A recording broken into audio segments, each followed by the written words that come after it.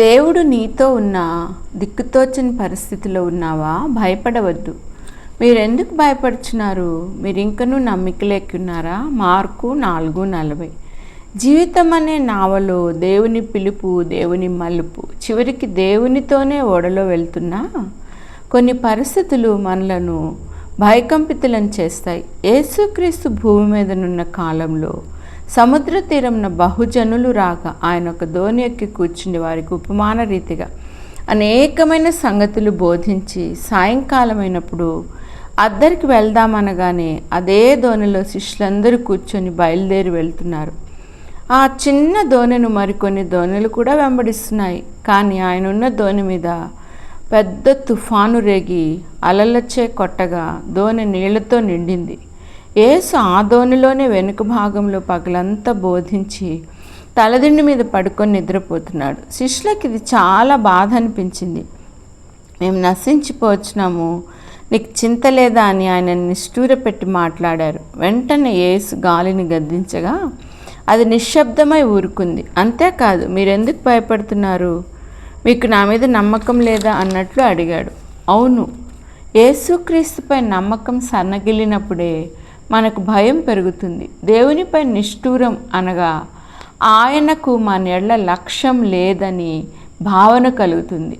అది దేవుడు మనతో లేడనే అపనమ్మకం కాదు, కానీ ఆయన మనలను పట్టించుకోవడం లేదనేది. దేవుడు మనలను పట్టించుకున్నాడా లేదా అనే దానికంటే ఆయన యందు మనకున్న విశ్వాసాన్ని వృద్ధి చేయడానికే దేవుడు అనుమతిస్తాడు. యోహాను పద్మాసు ద్వీపంలో పరవాసిగా ప్రభునిత్తమే పడ్డాడు.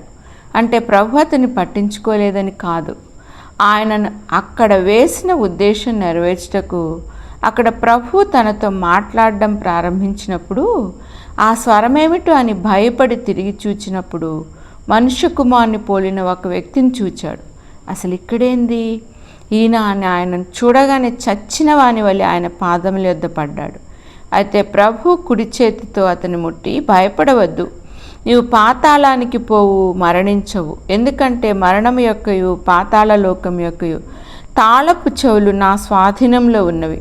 ప్రకటన 1:18. కనుక చూచిన వాటిని, ఉన్న వాటిని, వీటి వెంట కలుగబో వాటిని అన్నింటినీ రాయమన్నాడు. నిజమే, మనమున్న పరిస్థితులు, స్థలాలు దేవునితో ఉన్నట్లుగా ఉన్నా మనల్ని ఎదుర్కొనే గాలి తుఫానులు, మనకు అర్థం కాని ఆయన స్వరం మనలను భయకంపితులను చేస్తుంది. అయితే శిష్యులు నిద్రించిన యేసునొద్దకు నిందించు విధానంలో వెళ్ళినా ఏ దిక్కు చూడాలో తెలియక ఆయనున్న దిక్కుకు తిరిగినా ఆయనను మనం పట్టించుకొని ఎందుకు భయపడుతున్నారు?